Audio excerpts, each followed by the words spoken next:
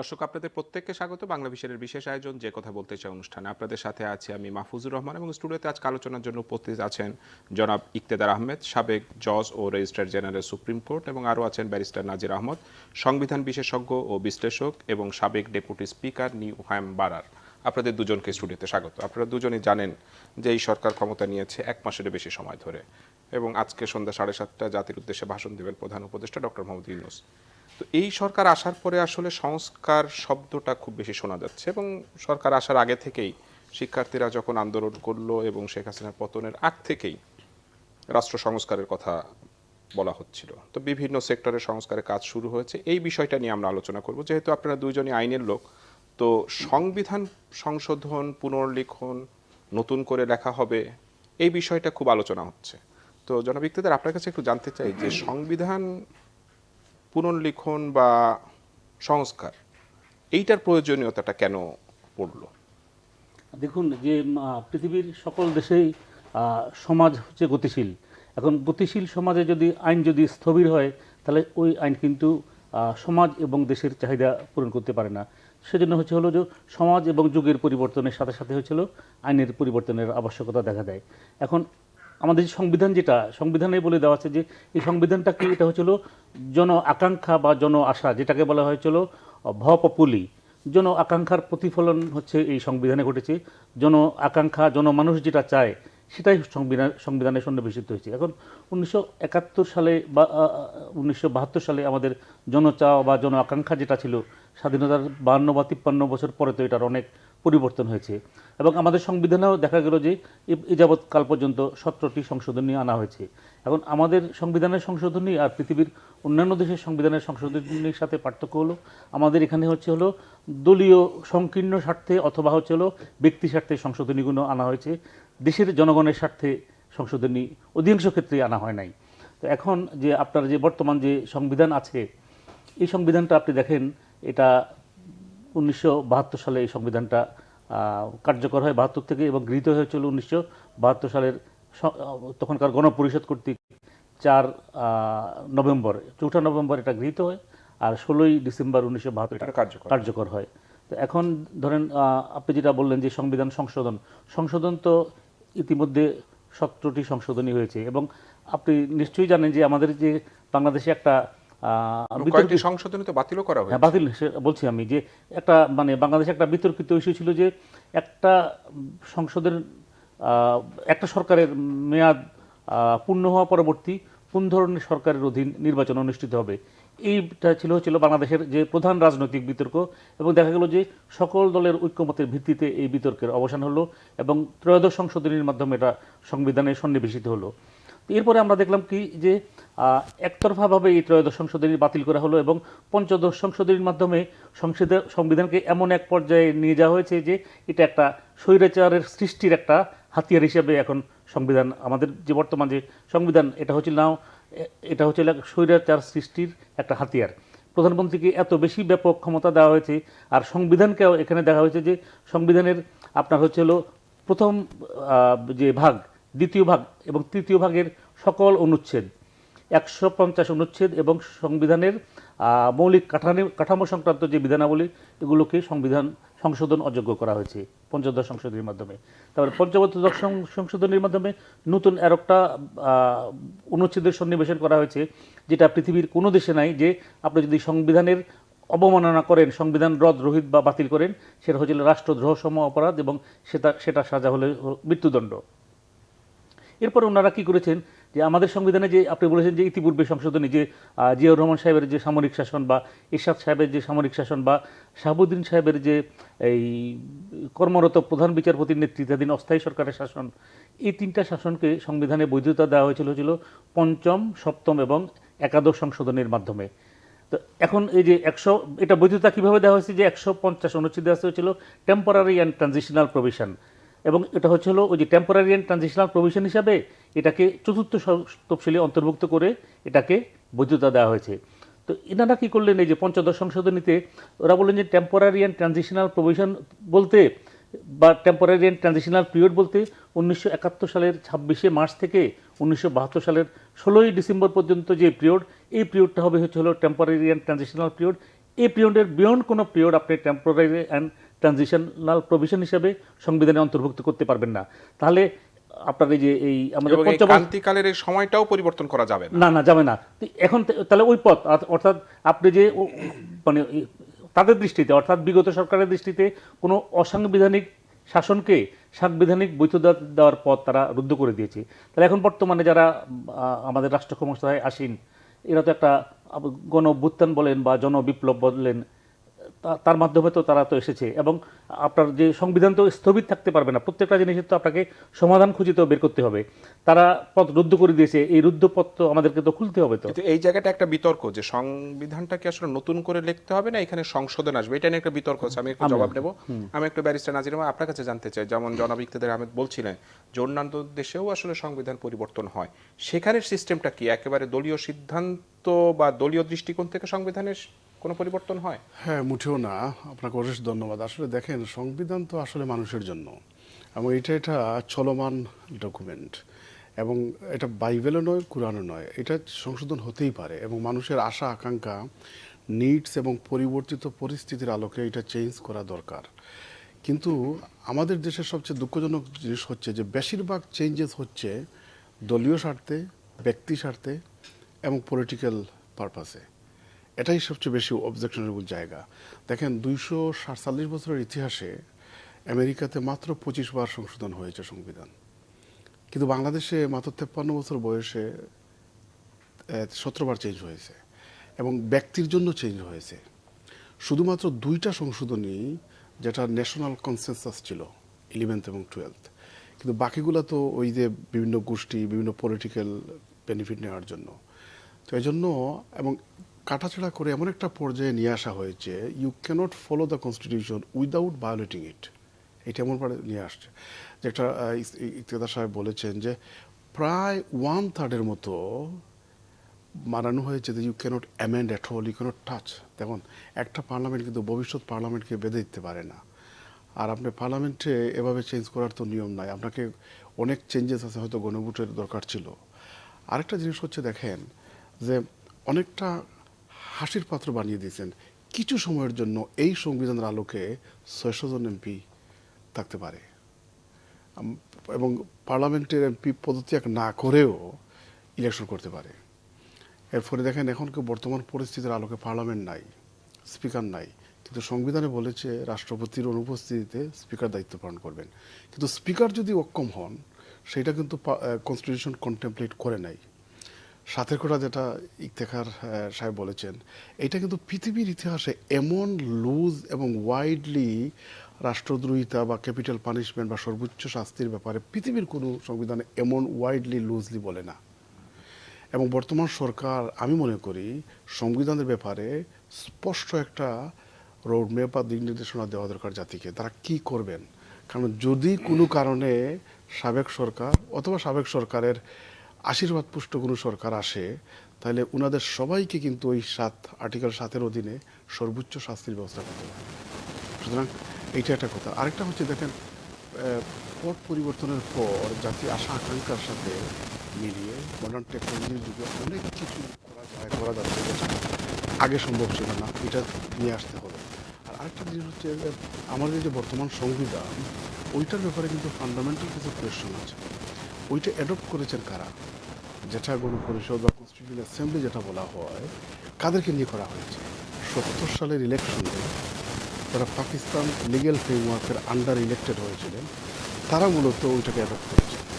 তো পাকিস্তানের লিগ্যাল ফ্রেমওয়ার্কের আন্ডারে ইলেক্টেড হয়ে আমি মনে করি যে did not have right mandate two adopt a constitution of A independent country.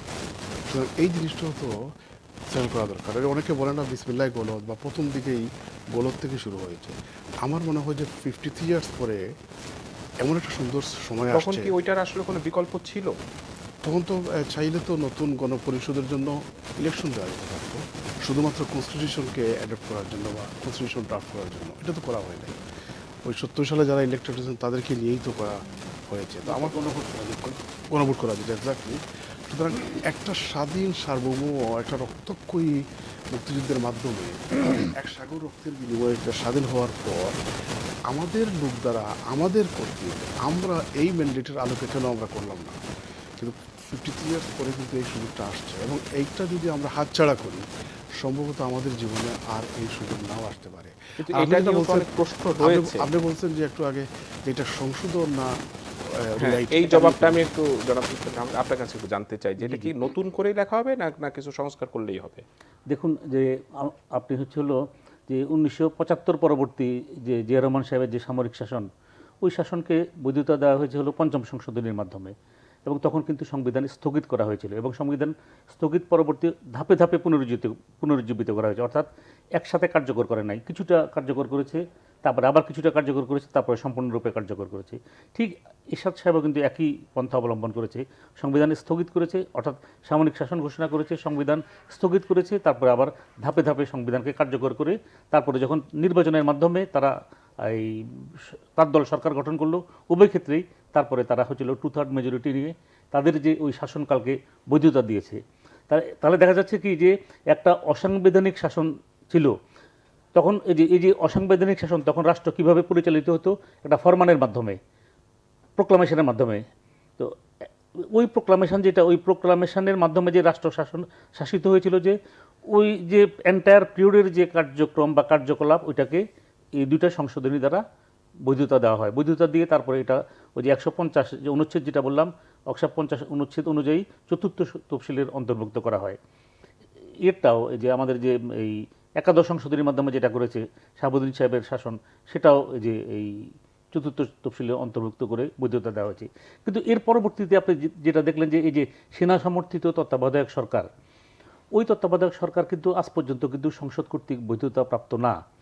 আপনারা যে জিয়া রহমান সাহেবের সামরিক শাসন, এরশাদ সাহেবের সামরিক শাসন এবং শাহাবুদ্দিন সাহেবের যে এটা কর্মরত প্রধান বিচারপতির নেতৃত্বাধীন যে অস্থায়ী সরকারের শাসন, এই তিনটা শাসনকেই কিন্তু সংসদ কর্তৃক বৈধতা দেওয়া হয়েছে এবং সংসদ কর্তৃক বৈধতা দেওয়ার নিয়ম হচ্ছে হলো যে 2/3 মেজরিটির প্রয়োজন।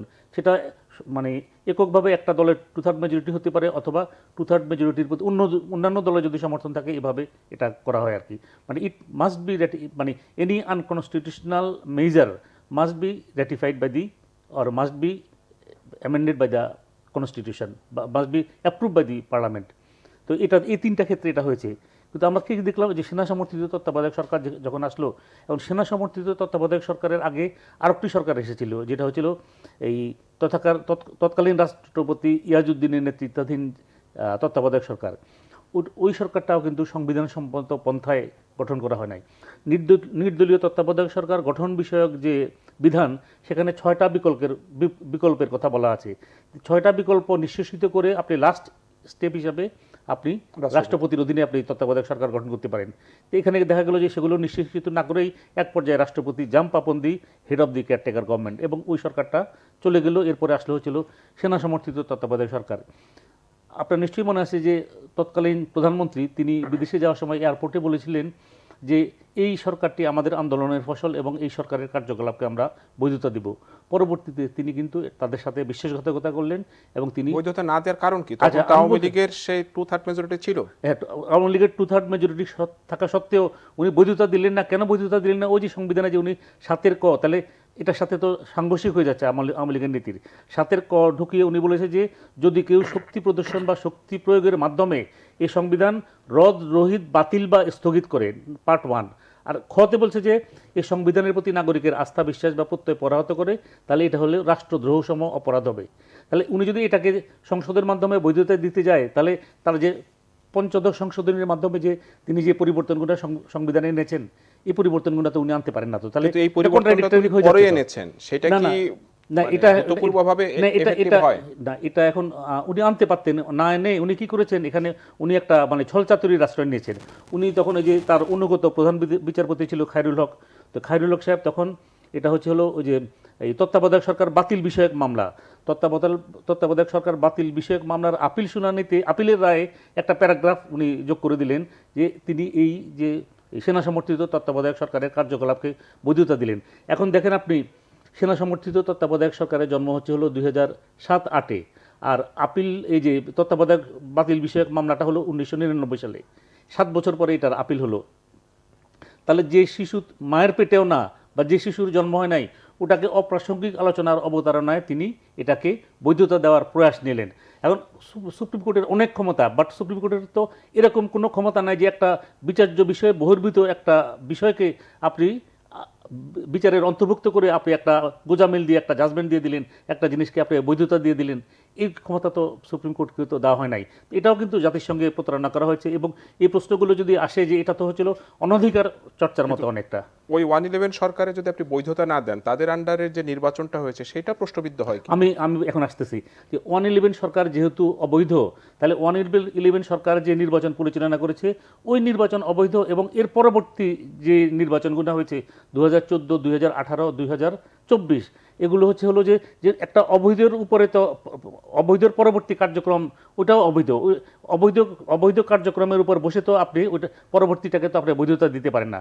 এটা হলো যে সাংবিধানিক দৃষ্টিকোণ থেকে যেহেতু প্রথমটা অবৈধ, পরবর্তীগুলো অবৈধ। এরপরে হলো যে আপনি 2014 যে নির্বাচন, তো সেখানে যে সংসদ গঠন বিষয়ক যে আমাদের সংবিধানের যে অনুচ্ছেদ আর্টিকেল 65 সাব আর্টিকেল 2, তো সেখানে বলা আছে যে সংসদটা কিভাবে গঠিত হবে, যে একক আঞ্চলিক নির্বাচনী এলাকা, একক আঞ্চলিক নির্বাচনী এলাকা থেকে প্রত্যক্ষ নির্বাচনে নির্বাচিত 300 জন সদস্য এবং তাদের আনুপাতিক প্রতিনিধিত্বের ভোটে নির্বাচিত 350 সদস্য সমন্বয়ে সংসদ গঠিত হবে। তাহলে যেই সংসদের 154 জন প্রার্থী বিনা প্রতিদ্বন্দ্বিতায় নির্বাচিত, জনগণ তাদেরকে ভোট দেয় নাই, তাহলে আপনি কি করে বলেন যে ওই সংসদ এই যে আর্টিকেল 65 সাব আর্টিকেলের যে স্পিরিট বা যে চেতনা, ওই চেতনা সে ফুলফিল করে? আর সেই চেতনা যদি ফুলফিল না করে, সেদিক থেকেও কিন্তু ওই সংসদটা এখানে তো অবৈধ। গ্রে এরিয়া থেকে যায়। আমি এই প্রশ্নটা নিয়ে একটু জবাবটা শুনবো, একটা ছোট্ট বিরতি নিয়ে আসি। দর্শক, এতক্ষণ আপনারা দেখছিলেন যে কথা বলতে চাই অনুষ্ঠান। এই পর্যায়ে ছোট্ট একটা বিরতি, বিরতির পর আবারও ফিরে আসছে আলোচনায়।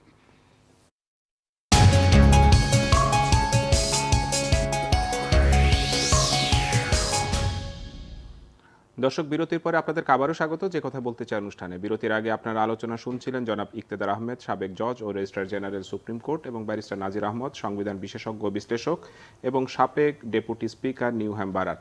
জনাব ব্যারিস্টার নাজির আহমেদ, আমি একটু আগে ইকতেদার আহমেদের কাছে জিজ্ঞেস করছিলাম যে সংবিধান পুনর্লেখন না আসলে পুরোটাই নতুন করে সংস্কার করতে হবে, এই বিষয়ে আপনার মতামত একটু ছোট্ট করে জানতে চাই। আমি আসছি, এর আগে জাস্ট দুইটা পয়েন্ট আমি একটু অ্যাড করে নেই। সাহেব যেটা বলেছেন, দেখেন আমাদের সংবিধান নিয়ে বেশ কিছু পিটফল বা পেইনফুল কিছু অ্যাক্টিভিটিস আছে, এবং এটার সাথে রাজনৈতিক দল বা সরকার যেমন জড়িত, উচ্চ আদালতও জড়িত। দেখেন যে সপ্তম সংশোধনী এবং পঞ্চম সংশোধনী বাতিল করা হলো, অষ্টম সংশোধনী, কিন্তু যে সংশোধনীর মাধ্যমে বিচারকদের বয়স বাড়ানো হলো ওইটাতে কিন্তু টাচ করেন নাই, এবং সেটা নিয়ে রাজনৈতিক একটা বড় বিতর্ক ছিল। এবং আপনি যদি ওইটা যদি মানে খুব ডিফল্ট হয়, তাহলে তো আপনি ফল্টি হলে আপনি সম্পূর্ণ বাতিল করবেন, কিন্তু আপনাদের স্বার্থ সংশ্লিষ্টটা কেন রাখবেন? একটা আরেকটা হচ্ছে, দেখেন ক্লিয়ারলি কনস্টিটিউশনাল প্রভিশন ছিল যে বিচারকরা লাভজনক পজিশনে যেতে পারবেন না, কিন্তু যখনই দরকার হয়েছে সাবক্লজ এইটাই বলে ওইটাকে দেওয়া হয়েছে। তো এই ধরনের জোড়াতালি দিলে পরে এগুলো কিন্তু আবার ইউরোপিয়ান বা বিশেষ করে ইংল্যান্ডে কিন্তু এই ধরনের সিস্টেম নাই, এবং বিচারকদেরকে বা জুডিশিয়ারিকে একেবারে কমপ্লিটলি আলাদা রাখা হয়, যাতে করে মানুষের এখানে আশা ভরসার স্থল। এখানে যদি কিছু যদি একটু আস্থায় চিড় ধরে, তাহলে কিন্তু সুবিচার পাওয়ার ব্যাপারে একটু সন্দিহান হয়ে যেতে পারে। এজন্য তারা বাই অল মিনস, পলিটিশিয়ানরা ক্যাট অ্যান্ড মাউস ফাইট করে পার্লামেন্টে, কিন্তু জুডিশিয়ারি ব্যাপারে they are very much sensitive. আর আপনি যেটা বলছেন যে যেটা সাতের আর্টিকেল 7 যেটা ইকতেদার সাহেব বলেছেন, এখন অনেকেই দাবি তুলছে যে সংবিধান নতুন করে লেখা হোক, অনেকে বলছেন যে এখানে কিছু কিছু জায়গায় সংস্কার করা হোক। আমার মনে হয় যে রিরাইট করাটা হবে আমার দৃষ্টিতে আর কি সবচেয়ে ভালো। কারণ হচ্ছে কি, দেখেন এমন কিছু চেড়াবেড়া করা হয়েছে আর কি, ওইটাকে আপনি মেরামত করা, অনেক সময় দেখবেন যে বিল্ডিং মেরামত করার চেয়ে ইংল্যান্ডে বলে বরং রিকনস্ট্রাক্ট করাটা অনেক সহজ এবং লেস এক্সপেন্সিভ। তো যেহেতু এই সুযোগটা আসছে একটা স্পন্টেনিয়াস গণ অভ্যুত্থানের মাধ্যমে, তো এই সুযোগটা কাজে লাগিয়ে আমি মনে করি রিরাইট করা দরকার। এবং এই রিরাইট করলে পরে তখন এই যে নতুন পরিবর্তিত বিশ্বে, আধুনিক বিশ্বের অনেক কিছু কিন্তু আপনি তাল মিলিয়ে কনসিস্টেন্ট ওয়েতে আপনি ড্রাফট করতে পারবেন নাকি। কিন্তু এখানে জুয়াতলি দিলে পরে অনেক সময় প্রপার মেসেজ এসেন্সটা কিন্তু আসতে নাও পারে। কিন্তু প্রশ্ন হলো, এই সরকার কি আসলে রিরাইট করা বা সংবিধান পরিবর্তনের এখতিয়ার রাখে? ওয়েল, দেখেন এইটা কিন্তু একটা সফল অভ্যুত্থানের মাধ্যমে বা বিপ্লবের মাধ্যমে বলতে পারে নাকি। এবং দে হ্যাড 3 চয়েসেস, জানি না চয়েসগুলো কিন্তু আস্তে আস্তে লিমিট হয়ে যাচ্ছে। আমি একটা আর্টিকেলে জাতীয় দৈনিকে লিখেছিলাম, দে হ্যাড 3 চয়েসেস। একটা হচ্ছে তারা একটা বিপ্লবী সরকার হিসাবে যেভাবে মিলিটারি কু করার পর তারা সরকার চালায়, এইভাবে কিন্তু ওনারা করতে পারতেন, কনস্টিটিউশনকে সাসপেন্ড করে কনস্টিটিউশনাল অ্যাসেম্বলি গঠন করে নতুন সংবিধান কিন্তু সেটা তো পেছনে হয়নি। আনতে হয়। এটা তো হয়নি, এই জন্য বললাম যে অনেক সময় লিমিটেড হয়ে যাচ্ছে। আরেকটা হচ্ছে যে একটা স্পেশাল কমিটি গঠন করে ড্রাফট করে গণভোটের মাধ্যমে এটা অ্যাডপ্ট করা। গণভোট ছাড়া আপনি সংবিধান সংশোধন করবেন কিনা সেই প্রশ্নই তো গণভোটটা হওয়া উচিত। না, গণভোট হবে নতুন সংবিধান ড্রাফট করে ওইটার উপর গণভোট। এখন সেইটার এখতিয়ার কি এই সরকারের রয়েছে? আপনি সংসদ ছাড়া সংবিধান না, নর্মাল গতিতে তো আপনি এই সরকার তো অনেক সংবিধানের প্রভিশন মানতে পারতেছে না। পরবর্তীতে সেটা অবৈধ ঘোষণা করতে পারে। জনাব ইকতেদার যদি এই বিষয়ে একটু বলেন। কিন্তু যদি বললাম যে বিপ্লবী সরকারের রূপটা যদি প্রথম থেকেই নেওয়া হতো, এটা তো বিপ্লবী সরকারের রূপ নেয়নি। যার কারণে এখানে অনেক কমপ্লেক্সিটি, এবং এখন পর্যন্ত ওনারা কিন্তু জাতিকে নির্দেশনা দিচ্ছেন না যে what way they are going to. এখন যদি এইটা হয় তাহলে তো 111-এর মতো হয়তো হতে পারে যে আমরা প্রণব মুখার্জির বই থেকে দেখি যে তার অনেকটা ম্যানেজড ওয়েতে এক্সিট রুট হিসাবে 2/3 মেজরিটি আনার জন্য কীভাবে মেকানিজম করা হয়েছিল উনি স্পষ্ট করে বলছে, এবং ব্রিগেডিয়ার বারিশ সাহেব এটা তার সাক্ষাৎকার থেকে অনেক তথ্য চলে আসছে। তো আমরা এটা যদি হয় তাহলে তো নেক্সট ইলেকশন ফেয়ার হবে না। এই আপনি বিষয়ে দেখেন, এটা হলো যে বর্তমান সরকার ওনারা তো সংবিধান বহাল রেখেছেন এবং এই সংবিধানের অধীনেই কিন্তু ওনারা শপথ দিয়েছেন, এবং সেক্ষেত্রে ওনারা হচ্ছিল যে সুপ্রিম কোর্টের যে অ্যাডভাইজারি জুরিসডিকশন আর্টিকেল 106 এই সংবিধানের আলোকে তারা শপথ নিয়েছেন, সেখানে কি একটু বিতর্ক আমি থাকে? বলছি এখন ওনারা যেহেতু সংবিধান বহাল রেখেছেন, তো এখনো কিন্তু সুযোগ আছে যে এটা যদি আমরা বলি যে জন আকাঙ্ক্ষা সরকার, জন বিপ্লবের সরকার, সেক্ষেত্রে হচ্ছিল একটা প্রোক্লামেশন বা ফরমান, যেটা মার্শালের ক্ষেত্রে যখন করা হয় যে ওই প্রোক্লামেশন থেকেই কিন্তু পাওয়ারটা ডিরাইভ করে, মানে পিপলের উইল, প্রোক্লামেশনটা হলো উইল অফ দ্য পিপল। আমাদের যে আপনি দেখেন এই যে আমাদের যে এই প্রোক্লামেশন অফ ইন্ডিপেন্ডেন্স, স্বাধীনতার ঘোষণাপত্র 10ই এপ্রিল 1971 সালে যেটা করা হয়েছিল, যে সেখানে কি বলা হয়েছে যে জনগণ আমাদের, তারা জনপ্রতিনিধি, তারা হচ্ছে হলো গণপরিষদ গঠন করলেন এবং গণপরিষদ গঠনের তারা অধিকার কোথায় পেলেন? জনগণের যে তাদের পক্ষে যে রায় দিয়েছে সেখান থেকে তারা এই গণপরিষদ গঠন করলেন। ওইটাই হচ্ছিল ঘোষণা, প্রোক্লামেশন, ফরমান। এরপরে আমরা দেখলাম যে শেখ মুজিবুর রহমান সাহেব পাকিস্তান থেকে প্রত্যাবর্তনের পর 10ই জানুয়ারি উনি প্রত্যাবর্তন করলেন, 10ই জানুয়ারি 1972। 11ই জানুয়ারি একটা প্রভিশনাল কনস্টিটিউশন করা হলো। ওই প্রভিশনাল কনস্টিটিউশন কিন্তু তার হচ্ছিল পাওয়ারটা ডিরাইভ করেছে হচ্ছিল ওই প্রোক্লামেশন অফ ইন্ডিপেন্ডেন্স থেকে। প্রোক্লামেশন অফ ইন্ডিপেন্ডেন্সে যে ক্ষমতা দেওয়া হয়েছে ওই ক্ষমতা থেকে উদ্ভূত হয়ে এই প্রভিশনাল কনস্টিটিউশনটা করা হলো। তারপরে আপনি তো নিশ্চয়ই জানেন যে আমাদের যে পঞ্চম এবং এই যে সপ্তম সংশোধনীর মাধ্যমে যে সামরিক শাসন, সেখানেও কিন্তু প্রোক্লামেশনের মাধ্যমে রাষ্ট্র চলেছে, সংবিধানে স্থগিত করা হয়েছে। বর্তমান ক্ষেত্রে সংবিধানে স্থগিত করা হয় নাই। এখন সংবিধান স্থগিত যেহেতু করা হয় নাই, ওনারা যদি সংবিধান স্থগিত না করেই যদি ধরেন ওনারা রাষ্ট্র ক্ষমতায় থাকেন, 2 বছর থাকেন, 3 বছর থাকেন বা 4 বছর থাকেন, সেক্ষেত্রে হচ্ছিল তাদেরকে রাজনৈতিক দলের সাথে একটা পলিটিক্যাল ডায়ালগে যেতে হবে, এবং পলিটিক্যাল ডায়ালগে গিয়ে তাদেরকে একটা আন্ডারস্ট্যান্ডিং আসতে হবে যে তোমরা পাওয়ারে যাওয়ার পরে, তোমরা যখন নির্বাচনে জিতবা, 2/3 মেজরিটি পাওয়ার পরে আমাদের এই কার্যকলাপকে তোমরা বৈধতা দিবা, যেটা বিগত প্রধানমন্ত্রী এই অনিল বেনের গভর্নমেন্টকে দিয়েছিল, সে আশ্বাস দিয়েছিল এবং তারা তাকে সহযোগিতা করেছিল এবং তারা ক্ষমতায় নিয়ে আসছিল। এই যে আমাদের নাজির আহমেদ সাহেব বললেন যে আপনি যদি বইটা পড়েন, কোয়ালিশন ইয়ার্স, এই প্রণব মুখার্জি, ভারতের রাষ্ট্রপতি প্রণব মুখার্জির, উনি তো তখন এই নেগোশিয়েট করেছিল, ওনারাই তাদের হেল্প করেছে এদেরকে, মানে এই যে নির্বাচনটা করানো এবং নির্বাচনের মাধ্যমে ক্ষমতায় আনার জন্য। তাহলে এখন যেহেতু সংবিধান তারা বহাল রেখেছে, সেক্ষেত্রে হলো যে এটা সংশোধনীর মাধ্যমে তাদের এই কার্যক্রমকে বৈধতা দান করতে হবে। কিন্তু এই যে সংশোধনী করার পথ তো রুদ্ধ, যেহেতু পঞ্চদশ সংশোধনী আছে, তাহলে পঞ্চদশ সংশোধনী তাদেরকে বাতিল করতে হবে। আর ওটা যদি ওনারা না করেন তাহলে হচ্ছিল একটা প্রোক্লামেশন দিয়ে ওনারা এখনো সময় আছে, এই সংবিধানটাকে তারা স্থগিত করবেন বা রহিত করবেন বা বাতিল করবেন। তারপরে ওনারা সংবিধান লিখনের কাজ, এখন সংবিধান লিখনের যে প্রাথমিক কাজ, পরবর্তীতে এটা আপনার গণপরিষদ, এটা একটা জটিল কাজ, সেটা পরবর্তীতে গণপরিষদ গঠন হবে। প্রাথমিক কাজটা করতে হবে ল কমিশনের মাধ্যমে, আইন কমিশনের মাধ্যমে, এবং পৃথিবীর অন্যান্য দেশেও কিন্তু, পৃথিবীর বাংলাদেশ ছাড়া পৃথিবীর কোনো দেশেই কিন্তু আইন কমিশনের কনসেন্ট ব্যতীত, আইন কমিশনের অ্যাসেন্ট ব্যতীত কোনো আইন কিন্তু মানে কার্যকর হয় না। আইন কমিশনের কাছে দেওয়া হয়, আইন কমিশন পাবলিক ওপিনিয়ন এলিসিট বলে, বিভিন্ন সভা সেমিনার করে বিভিন্ন জেলা ঘুরে ওনারা জনমত নেয়। এখন আমাদের দেশে আইন কমিশনটা কি? আমাদের দেশে আইন কমিশন হচ্ছিল রিটায়ার্ড জাজেস club. Article 99 of the constitution, সেখানে বলে দেওয়া আছে যে 72 সংবিধানে ছিল যে এই জাজ of the supreme court after his retirement shall not hold any office of profit in the service of the Republic. এটা কেন করা হয়েছে? পৃথিবীর অন্যান্য দেশের সংবিধানেও আছে যে জাজদেরকে মানে in order to keep the জাজেস away from all sorts of allurement, সকল ধরনের প্রলোভনের ঊর্ধ্বে রাখার জন্য তাদের পোস্ট রিটায়ারমেন্ট এমপ্লয়মেন্টটা বার করা হয়। এখন আপনি যদি এই যে চিফ জাস্টিসের পদ থেকে অবসর গ্রহণের পরে আপনি যদি এই আইন কমিশনের চেয়ারম্যানের পদ আপনি পাবেন, এই পদে যাওয়ার যদি সুযোগ যদি আপনি যদি রাখেন, তাহলে তো ওই চিফ জাস্টিস বা ওই বিচারক সবসময় চেষ্টা করবে যে সরকারের অনুগত বা সরকারের বাধ্য হয়ে সরকারের পক্ষে রায় দেওয়ার জন্য। সেজন্যই কিন্তু এই প্রভিশনটা করা হয়েছে। তারপরে আমরা দেখলাম যে পঞ্চম সংশোধনীর মাধ্যমে এটাকে শিথিল করে বলা হয়েছে যে জুডিশিয়াল বা জুডিশিয়াল পোস্ট হোল্ড করতে পারবে এবং হাইকোর্ট বিভাগ থেকে অবসরের পরে আপিল বিভাগে ওকালতি করতে পারবে। তো এখন পঞ্চম সংশোধনী আপনি বাতিল করেছেন, নাজির সাহেব একটু হিন্টস দিয়েছে, কিন্তু পঞ্চম সংশোধনীর মাধ্যমে সুপ্রিম কোর্টের বিচারকদেরকে যে সুযোগ সুবিধা দেওয়া হয়েছিল সেটা আপনি বাতিল করলেন না, সেটা আপনি বহাল রাখলেন। আচ্ছা, এখন আইন কমিশনের চেয়ারম্যান, এটা তো হচ্ছিল আইন কমিশন হচ্ছিল একটা গবেষণাধর্মী প্রতিষ্ঠান।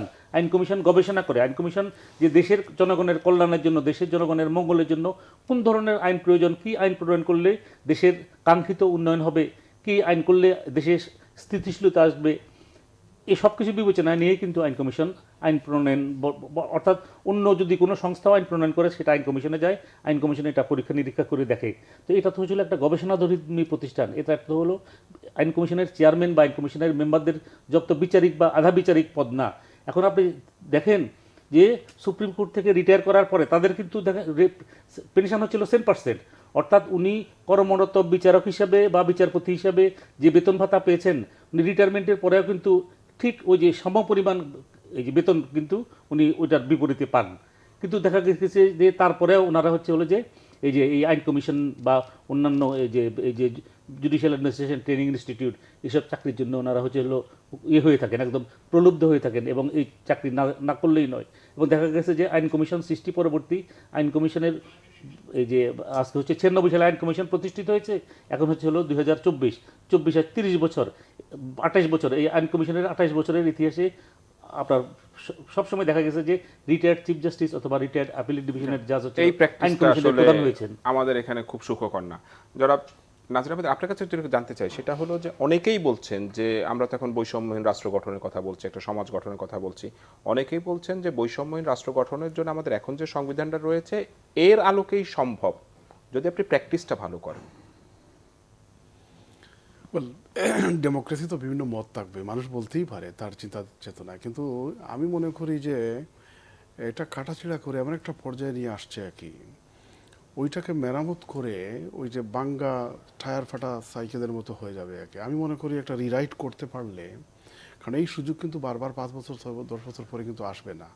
এই সুযোগটা একটা গণ অভ্যুত্থান এবং স্পন্টেনিয়াস গণ অভ্যুত্থানের মাধ্যমে আসছে এবং পুরো উইল অফ দ্য পিপুল কিন্তু সেখানে কাজ করেছে। এইটাকে আপনি যদি পুরো সুন্দর করে একেবারে ওই কনস্টিটিউশনকে মাথায় রেখে আপনি রিরাইট করেন, এবং এইটা হবে জাতির জন্য, দেশের জন্য মঙ্গলজনক। এবং এই সরকার করতে পারলে ভালো, কারণ হচ্ছে কি পলিটিক্যাল গভর্নমেন্ট যখন যায় তখন ওই এগেইন তারা মানে politicians things for next election আর statements things for next generation. কিন্তু আমাদের দেশে তো আর সেই ধরনের সেই মাপের স্টেটমেন্ট তো আমরা সহজে পাই না। এজন্য আমার মনে হয় যে এই সরকার যেহেতু তারা পলিটিক্যাল কোনো অ্যাম্বিশন নাই এবং জাতির আকাঙ্ক্ষার ভিত্তিতে তারা একটা পট পরিবর্তনের মাধ্যমে আসছেন, তাদের সামনে কিন্তু এত অ্যাম্পল অবারিত সুযোগ ছিল আর কি, এবং আছে, এখনও আছে, বেটার লেট দেন নেভার। কিন্তু যত দিন যাবে ব্যাপারটা ডিফিকাল্ট হয়ে যাবে, কারণ যেটা ইকতেদার সাহেব বলেছেন যে তারা চাইলেই কিন্তু এই বিপ্লবের পর বা মাস আপরাইজিংয়ের পর কিন্তু একটা প্রোক্লামেশনের মাধ্যমে কিন্তু সব কিছু আন্ডার কন্ট্রোলে নিয়ে আসতে পারতেন এবং জাতির একটা সমর্থন ছিল, এবং এটা কিন্তু আস্তে আস্তে চলে যাচ্ছে। এবং আমি বারবার বলি যে কোনো ব্যক্তি যদি তার ছেলে হয় বা গুড নিউজ হয়, পরীক্ষায় পাশ করে, তার যে ইমোশন থাকে 6 মাস পরে এটা থাকে না, এই ডিগ্রি বা এই পরিমাণ থাকে না। ঠিক অনুরূপভাবে জাতির যে আশা আকাঙ্ক্ষা এক্সপেকটেশন এবং উইশেস ডিজায়ার যেটা ছিল 5 তারিখের পর, তো অনেক কিছুতে দেখবেন যে বাটা পড়ে যাবে, বিভিন্ন ডাইমেনশনে মানে চলে যাবে। সুতরাং যত আর্লি তারা করবেন এবং যত আর্লি ইন্ডিকেশন দিবেন জাতিকে, তত জাতি আশ্বস্ত হতে পারে। কারণ আজকে প্রধান উপদেষ্টা ভাষণ দেবেন, দেখি কোনো ইন্ডিকেশন পাওয়া যায় কিনা। কিন্তু এখানে একটা প্রশ্ন, তারা যে সংবিধানটা সংশোধন করবে এটা পরবর্তীতে সাংবিধানিকভাবে প্রশ্ন তোলার সুযোগ থাকবে? এখন তো ডিপেন্ড কারণ এই সরকার যতদিনই থাকুক, পরবর্তী সরকার যেই আসুক, রাজনৈতিক সরকার, তাদেরকে তো এই শাসনটাকে বৈধতা দিতে হবে। না, এটা বলছি যে কোন ফরম্যাটে তারা করতে যাচ্ছেন ওইটা জানার পর বলা যাবে যে কি হতে পারে। আমি বলি যে যেমন মনে করেন ফর এক্সাম্পল অনেক কিছু হচ্ছে সংবিধান সাপোর্ট করে না। ইকতাদার সাহেব বলেছেন যে দেখেন প্রত্যেক উপদেষ্টারা গিয়ে রাষ্ট্রপতির কাছে শপথ নিয়েছেন। শপথে কি বলেছেন যে আমি এই সংবিধান মানে রক্ষণ সংরক্ষণের নিরাপত্তা বিধান করিব, কিন্তু করতে পারছেন? করছেন? অনেকটা তো সেলফ কন্ট্রাডিক্টরি বা ইনকনসিস্টেন্ট হয়ে যাচ্ছে। তো এই জন্য আমার মনে হয় যে যত তাড়াতাড়ি সম্ভব এই জিনিসটা, কারণ এইটা হচ্ছে সবচেয়ে very important document concerning the nation. এখন এইটা থেকে যদি তারা লেস ইম্পর্টেন্ট দিয়ে কসমেটিক বা ওই যে সুপারফিশিয়াল কিছু সংস্কারে হাত দেন, ওইটা সাস্টেনেবল হবে না। এখন মানে এই বিষয়গুলো তো একটা পপুলার আলোচনা যে এখন জন আকাঙ্ক্ষা এইটা, বাট এইটার তো একটা বৈধতার প্রশ্ন থাকে। যেমন যে জিনিসটা আমি জনাব নাজির আহমেদকে জিজ্ঞেস করছিলাম যে এই সরকারের গোটা কার্যক্রমটা তো পরবর্তী সরকারকে বৈধতা দিতে হবে। এখন বৈধতা এখানে হচ্ছিল যে মানে যে সবচেয়ে গুরুত্বপূর্ণ প্রশ্ন যেটা, ওনাদের কার্যক্রমকে তো ওনারা বৈধতা দিতে পাচ্ছেন না, যেহেতু since they are not elected by the people. তাহলে যারা জনগণ দ্বারা নির্বাচিত হবেন এবং জনপ্রতিনিধিরা এটাকে বৈধতা দিবেন, এবং সেখানে বৈধতা দেওয়ার ক্ষেত্রে 2/3 মেজরিটির প্রয়োজন। এখন ধরেন উনি যদি তারা তো সংবিধান বহাল রেখেছেন, তাহলে হচ্ছিল সংশোধনীর মাধ্যমে বৈধতা দিতে হবে। আর যদি যখনই আপনি বলবেন যে রিরাইটিং অফ দি কনস্টিটিউশন, তাহলে কিন্তু এখনও সুযোগ আছে প্রোক্লামেশনের মাধ্যমে সংবিধানকে রহিত বা বাতিল করে তারপরে হচ্ছিল নতুন সংবিধান লিখনের কাজ করতে হবে। এরপরে হচ্ছিল এটা আমি যেটা বললাম যে আইন কমিশনের পরিধি বিস্তৃত করে সেখানে ধরেন বাংলাদেশের বিজ্ঞ যারা আছে এদেরকে আইন কমিশন অন্তর্ভুক্ত করে সংবিধান লিখনের প্রাথমিক কাজটা করা যেতে পারে। এরপরে ওই সংবিধানের উপর একটা গণভোট হতে পারে। গণভোট পরবর্তী তারপরে হচ্ছে কনস্টিটিউয়েন্ট অ্যাসেম্বলির ইলেকশন হবে। কনস্টিটিউয়েন্ট অ্যাসেম্বলি কর্তৃক ওই সংবিধানটা গৃহীত হবে। গৃহীত হওয়ার পরে আবার হচ্ছে দেশে একটা জেনারেল ইলেকশন হবে। এরপরে হচ্ছে if constitution is adopted by the constituent assembly, তাহলে পরবর্তী সংসদের আর অন্য কোনো কাজ কিন্তু নাই। তো এটা করতে গেলে এটা হচ্ছে হলো বর্তমান যারা ক্ষমতাসীন আছেন, যারা রাষ্ট্র পরিচালনার দায়িত্বে আছেন, এটা হচ্ছিল তাদের নীতি নির্ধারণের সিদ্ধান্ত। তারা এই সিদ্ধান্তে যাবেন কিনা এটা তাদেরকে মানে এই ধরনের রিস্ক নিতে হবে এবং তাদেরকে এটা বুঝতে হবে। এবং এক্ষেত্রে ওনারা তো 1 মাস তো ওনাদের হয়ে গেল আপনি বললেন, এবং আজকে হয়তো আমাদের প্রধান উপদেষ্টা মহোদয় ভাষণ দিবেন। কি ভাষণ দিবেন আমরা তো এখনো বলতে পারছি না। তো কিন্তু উভয় যেমন ক্ষেত্রে কিন্তু যে বিষয়টা জনাব নাজির আহমেদ বলছিলেন যে 5 তারিখের পরে, 5 আগস্টের পরে বা 36 জুলাইও যদি আমরা ধরি, যে সেখানের পরে জনগণের যে সেন্টিমেন্টটা ছিল 1 মাস পরে ঠিক ওই জায়গাটা আছে কিনা। যেমন সংবিধান ছাড়াও বিভিন্ন সেক্টরের সংস্কারের কথা তারা বলছে।